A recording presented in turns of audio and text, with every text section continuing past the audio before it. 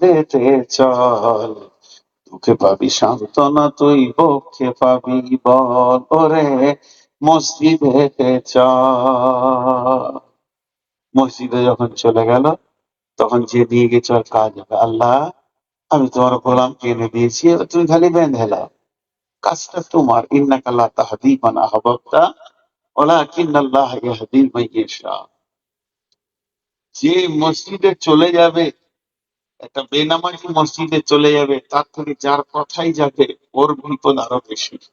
ও যদি একবার মনে মনে করে নেয় আমি ছিলাম বলি তো নামাজি হতে, তো নিজেই ফুটে গেল, নিজেই ফুটে গেল, তুম করে ফুটে গেল, জিন্দেগির সমস্ত আমল চলে গেল। ওকে বলতে হবে, মাবুদ তোমার গোলাম গোলামি করেছে, বাকি কাজটা তোমার, আমি তো খালি গোলামি করতে জানি, আর তো কিছু জানি। আপনাদের বিরক্ত লাগছে নাকি? লাগে। তো ওকে নিজে মসজিদে ভরে দিল। আল্লাহ আকবার।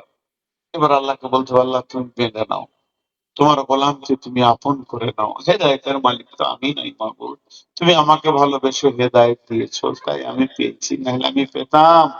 এই বলে আল্লাহর কাছে কাঁদতে হবে। তা আল্লাহ কি বলছেন?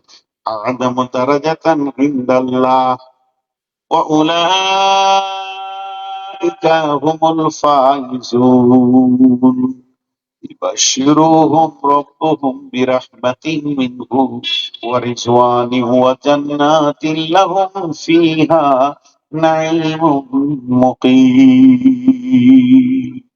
পাঁচখানা আল্লাহ উপকার।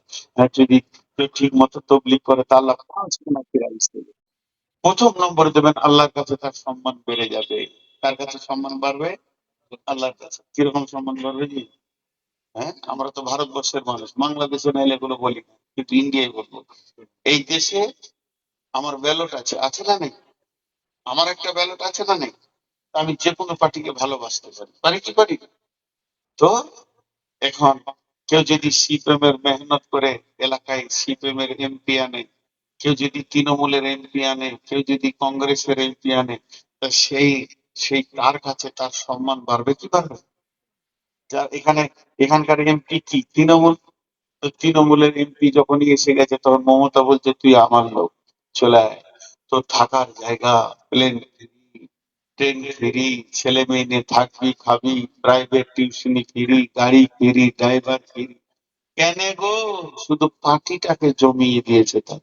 আল্লাহ বলছেন একবার ভেবে দেখ, সামান্য দুনিয়ার বাদশা যদি তোকে এত সম্মান দিতে পারে, তাহলে যখন তুই আমার দিনের কাজ করবি রে, আমি রব তোর জন্য পুলসেরা তৈরি করে তোর সাত গোষ্ঠীকে জান্নাতে পৌঁছে দিব।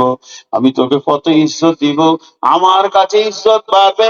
আযম দারাজাতান ইনদাল্লাহি, আল্লাহর কাছে সম্মান বেড়ে যাওয়া মানে আমার একটা লোকের কাছে সম্মান আছে, সেই মিশনের মালিক, তার কাছে আমার যথেষ্ট সম্মান। ওই মিশনে ভর্তি নেই 20,000 টাকা। আপনি বলছেন মূল সাহেব বলে দেন, এই আব্দুল সালাম এই এর এর ভর্তি ফিটা নিল না, কারণ আমার সঙ্গে তার সম্মান আছে। আমি তাকে দেখেছি, আমাকে দেখে।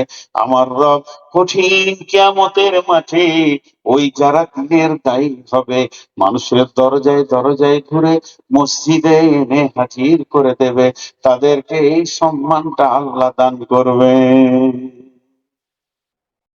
এক যুগে ফেসবুক হয়ে গেছে। আ- আমরা তখন অনেক ছোট ছেলে, আমি মনে হয় যেন ক্লাস 4-এ পড়ি কি 5-এ, কত ছোট ছেলে বলছে কলকাতা ট্রেন ফ্রি। বুঝতে পেরেছেন? ট্রেন ফ্রি আবার কলকাতারে, 3 বন্ধুতে চুক্তি করেছি কলকাতা যাও, ট্রেন ফ্রিতে কলকাতা গেলে মনে হয় কলকাতার রংটা চেঞ্জ হয়ে যাবে। তখন ছোট তো বুঝতাম না, চলে গেছিলাম, আবার চলে এসেছিলাম। তো তখন কলকাতা ফ্রি করে দিয়েছে, যত পশ্চিমবঙ্গের ট্রেন আছে সব ফ্রি, কলকাতা তৃণমূলের মিটে এক ছাপা চলে গেছে, ধুলিয়ান বেতন থেকে আর হুঁশই কম। আসার সময়ও 26 নম্বর প্ল্যাটফর্মে ট্রেনে চেপেছে সোজা মুম্বাই।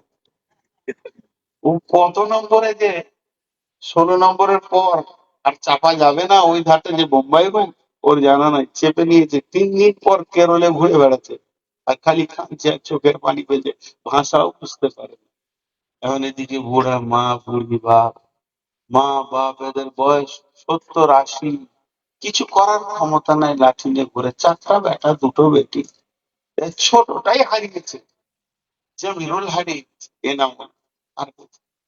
তো বাকি 3টে বেটা ব্যবসা বাণিজ্য করছে, ঘরেই আছে। তো মা আর বাপ বিট বিট করে কাঁদছে। তখন বলছে আব্দুল সালাম, কি মা, এনামুলের খবরটা নিবি? বকেই না গে, এনামুল এনামুল, তোর খালি বোকা আর কি? চুপ চুপ চুপ। 1 কেজি আপেল দিয়েছি, খাওয়া বুড়া। যে আপেলটা ফেলার লয়, তা বলে কি চোখের পানিটা যাবে? একবার বলেন যাবে?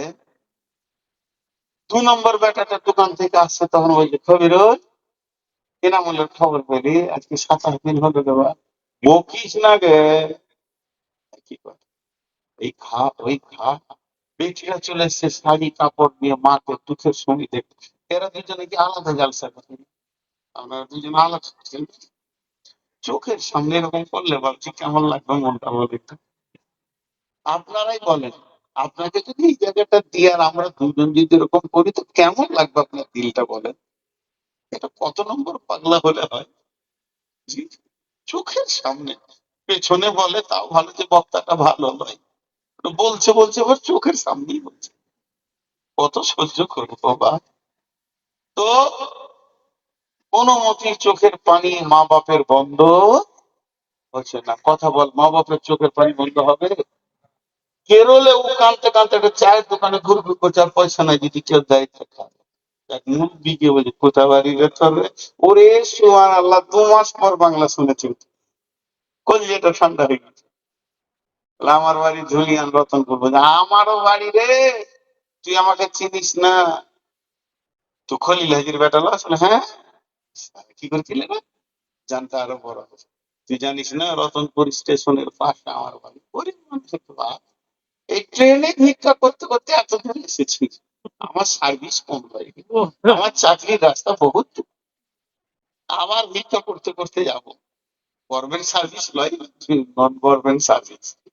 মাশাআল্লাহ, টাকা পয়সা ভালোই হয়। তো এক কাজ কর, চ আমার সঙ্গে। ওকে উঠিয়ে নিলে, এই ট্রেনে এখানে বসবি, উঠবি না, এদের তোকে কেক দিলাম আর রুটি দিলাম, খা, পানি আছে খা। আমি গোটা ট্রেনটা একবার সার্ভিসটা করে দিই। শুরু করলেন ভিক্ষা করতে। এই করতে করতে করতে করতে ওকে ধুলিয়ান স্টেশনে নামিয়ে দিয়ে চলে এসেছে। বলেন মা বাপের দিলটা কেমন?